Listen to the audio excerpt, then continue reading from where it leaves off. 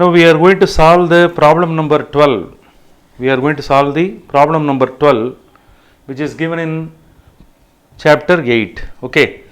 Here you are asked to calculate the de Broglie wavelength of the proton. Mass of the proton is given.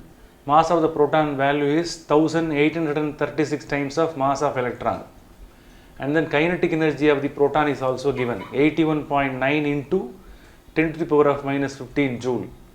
The de Broglie wavelength of any matter particle that can be calculated by using the formula lambda is equal to h divided by square root of 2 m into Ke. Here proton must be substituted. Instead of m, we have to write it as mass of the proton. Ke, kinetic energy of any particle is there. Here kinetic energy of the proton must be taken. Substitute the value, you will get the answer.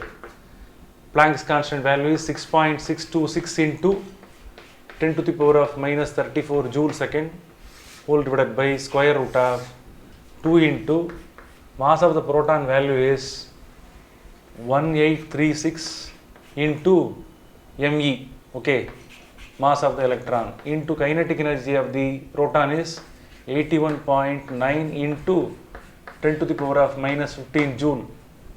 Here lambda p is equal to 6.626 into 10 to the power of minus 34 whole divided by square root of 2 into 1836 into mass of the electron value is 9.11 into 10 to the power of minus 31 into 81.9 into 10 to the power of minus 15. So first you calculate this part, denominator part, in which the entire factor which is written within the square root. First you have to calculate this portion with the help of log book. Later you calculate the value. Finally you will be getting the answer.